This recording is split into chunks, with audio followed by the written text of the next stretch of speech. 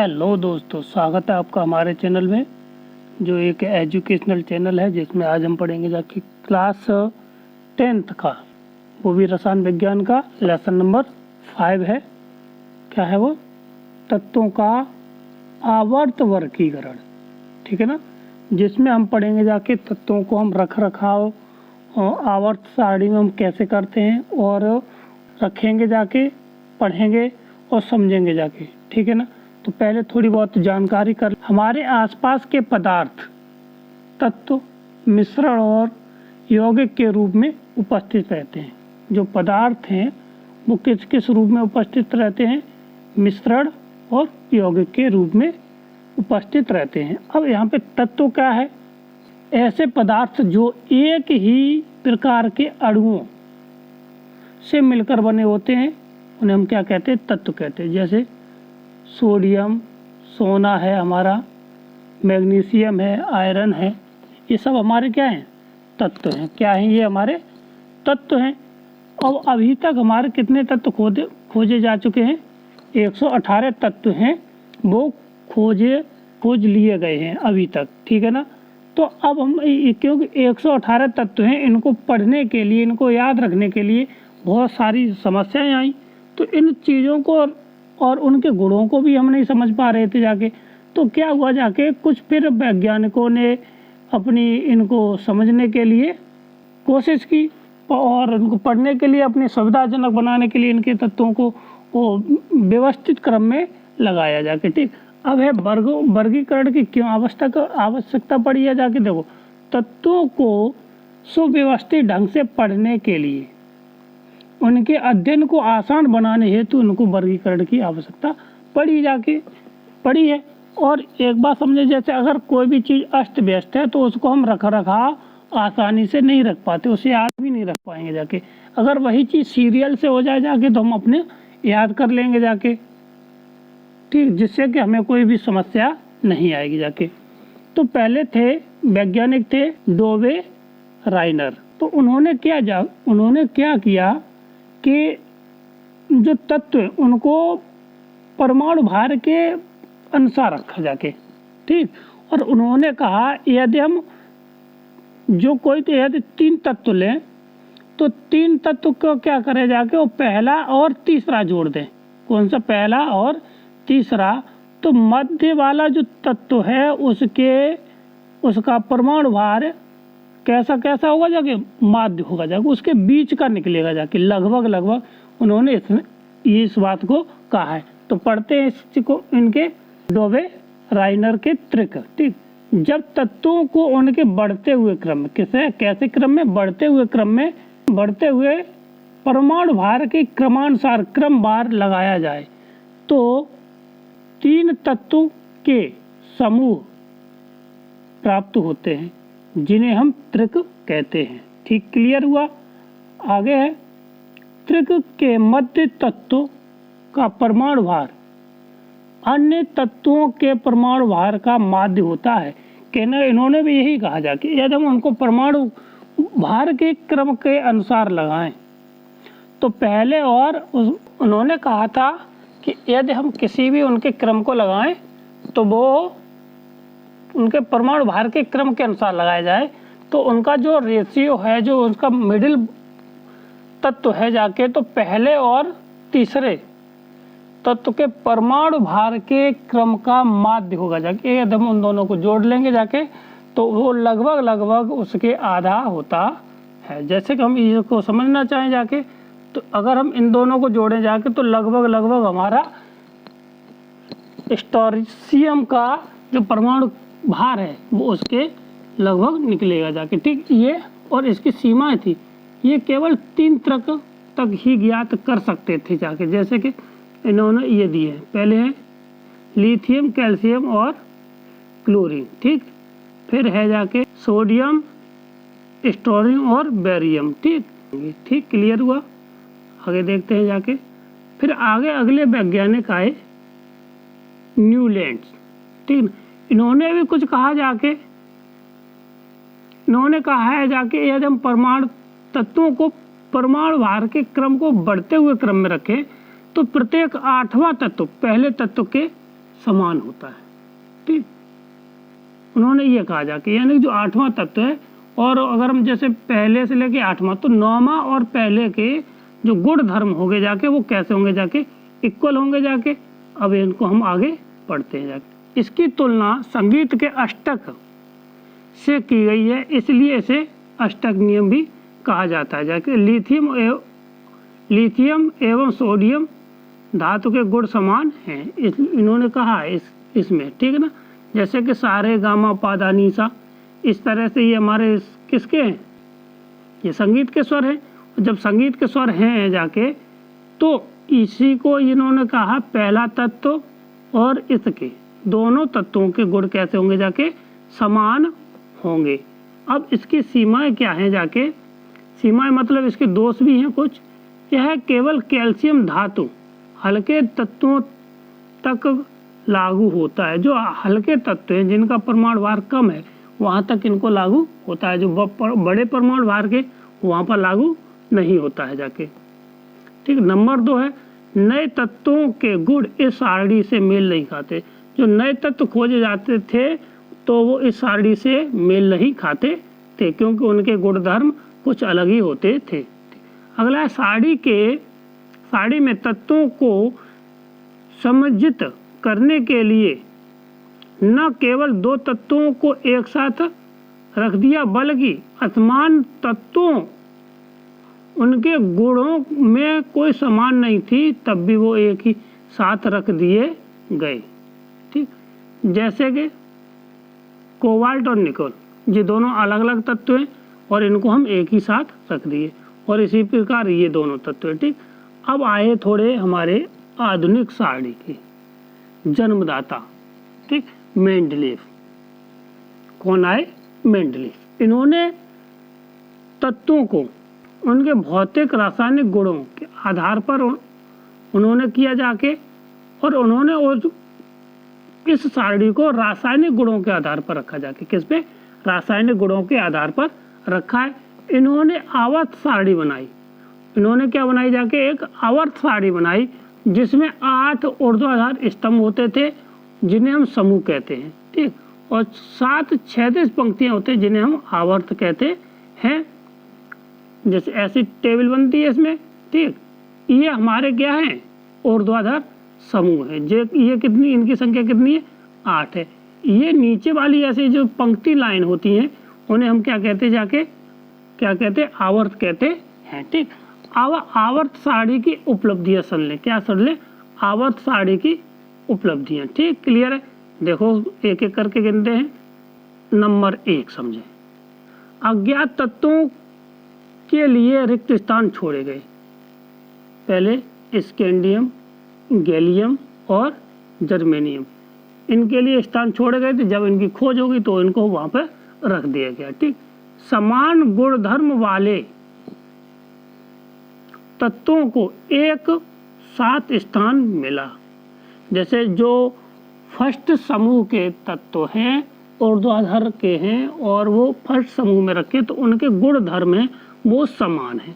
जो सेकंड के हैं तो उसके गुण टोटल समान है। इसी तरह से 7, 8, 9, 10 जितने भी ग्रुप हैं उनके तत्वों आपस में कैसे समान है। ठीक, और अगला है, पिछली अवस्था को बिना छेड़े, मतलब कि जो हमारी व्यवस्था है उनको हमने छेड़ना नहीं है, और अक्रिय गैसों का पता लगाने के लिए उन्हें अलग समूह में रखा जा सकता है, और रखा है उन्होंने।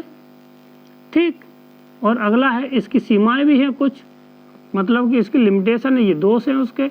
समस्थानों की स्पष्ट स्थिति नहीं है, मतलब जिनके समस्थान एक है, जैसे हीलियम और हाइड्रोजन, ये एक दूसरे के समस्थान है, तो इनको हम अभी एक ही स्थान नहीं हो पाए जाके वो उनको, जबकि इनका परमाणु भार सेम है और अलग अलग इनको रखा गया। बस कहने का अर्थ ये है।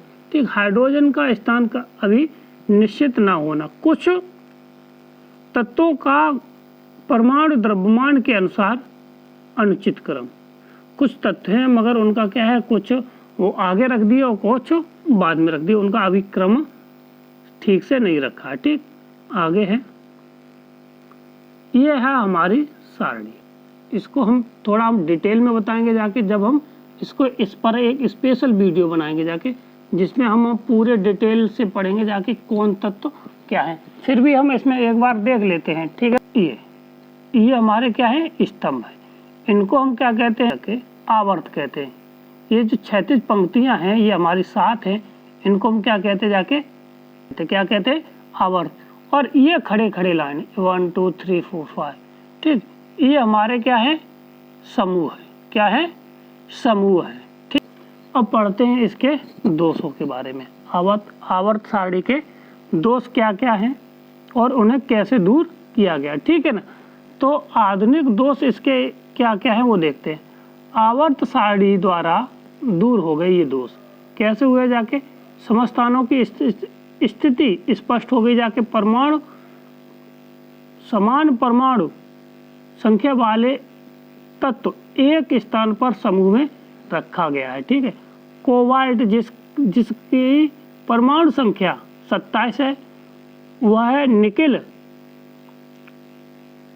28, जिसका परमाणु संख्या कितना 28 है, से पहले आएगा, क्योंकि अल्फाबेट वो काउंटिंग के अनुसार है तो वो वैसे ही चला गया, ठीक। और अगला है, परमाणु संख्या सदैव पूर्ण संख्या होती है, अतः हाइड्रोजन और हीलियम के बीच में कोई तत्व नहीं आएगा जाके, ठीक। क्योंकि ऊपर भी हीलियम होता जाके और इस साइड भी हमारे 8वें समूह का जो ऊपर है आखिरी गैस होती है वहां पे उसमें लगता है, ठीक। अब परमाणु संख्या के बारे में जानते हैं। परमाणु संख्या को Z से निरूपित करते हैं। परमाणु संख्या अणु के केंद्र में पाए जाने वाले प्रोटॉनों की संख्या के बराबर होती है। ये बहुत जरूरी है, इनको हम देखते हैं जाके, आगे पढ़ेंगे जाके इसकी डिटेल से, ठीक।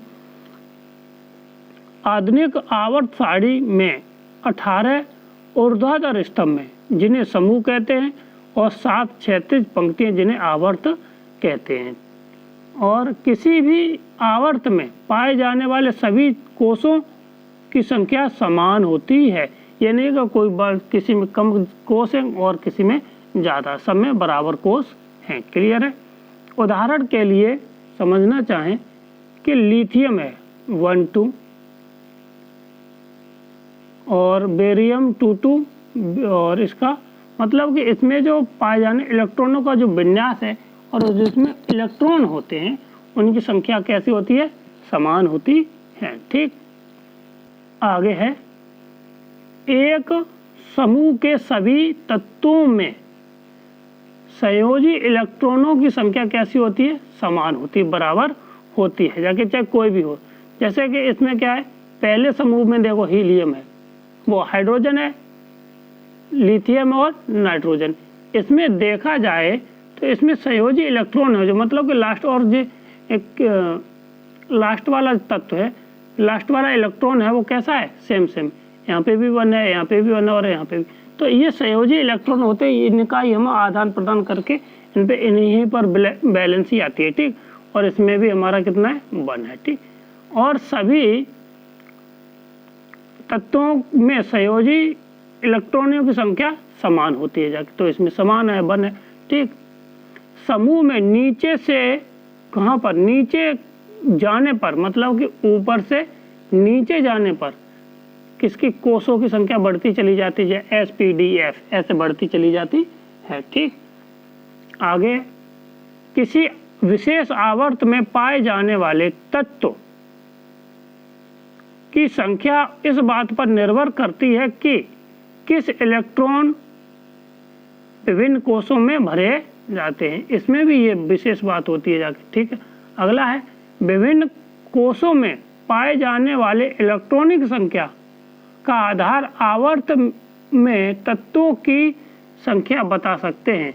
यदि उसे इलेक्ट्रॉनों की संख्या पता है तो वो उसमें आवर्त में पाए जाने वाले तत्वों की संख्या भी बता सकते हैं। और प्रत्येक कोष में कितने इलेक्ट्रॉन हो सकते हैं, 2 की पावर 2 n की पावर 2, यानी कि 2n² इतने इलेक्ट्रॉन भरे जा सकते। इससे इलेक्ट्रॉन प्रत्येक कक्षा में नहीं भरे जा सकते। यहाँ पे n क्या है, n कोषों की संख्या दर्शाता है। अगर जैसे कि k में है तो k हमारा पहला होता है, l है दूसरा तो दूसरे में आ जाएगा, m तीसरा है तो 2 × 3⁻², तो ऐसे हो जाएगा जाके। तो इसको समझते हैं। जैसे k में कितने इलेक्ट्रॉन हो सकते हैं? केवल 2, क्योंकि k हमारा कौन सा है?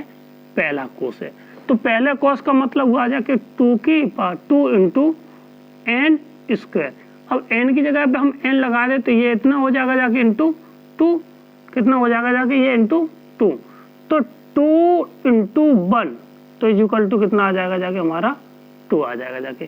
कहने का अर्थ ये हुआ। तो अगर इसी प्रकार हम l हमारा कौन सा? दूसरा कोष है, तो यहाँ पे n का मान कितना है? 2, तो 2 लगा देंगे जाके, तो कितना हो जाएगा जाके हमारा? यहाँ से समझना चाहें तो 2 तो हमारा पहले से है 2 की पावर, और 2 की पावर कितना हो जाएगा जाके? 2, तो 2 × 4 इक्वल टू 8।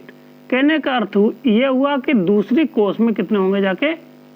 8 इलेक्ट्रॉन हो जाएंगे जगह। और इसी तरह का अगर m बराबर निकालना चाहें तो उसमें होता 3, तो 3 3 या 9 × 18, तो तीसरे में कितने हो जाएंगे जाके? 18 हो जाएंगे जाके। ठीक, इसी तरह से अगले में 32 होंगे जाके के एलिमेंट। ठीक, 4 है। आगे देखते हैं जाके। आवर्त में तत्वों की स्थिति उनकी रासायनिक क्रियाशीलता को भी बताती है। ठीक, अगला है संयोजकता। इलेक्ट्रॉनों द्वारा तत्वों द्वारा निर्मित आबंध का प्रारूप तथा संख्या निर्धारित होती है। यानी कि इसके अनुसार, किसी संयोजकता के अनुसार उसमें आबंध यानी जो बॉन्ड लगता है उसका प्रारूप और उनकी संख्या निर्धारित की जाती है। ठीक, आगे बढ़ते हैं। आधुनिक सारणी की प्रवृत्ति, यानी कि उसमें कौन कौन सी प्रवृत्तियां हैं उनके बारे में पढ़ेंगे जाके। आधुनिक आवर्त सारणी। नंबर 1, संयोजकता।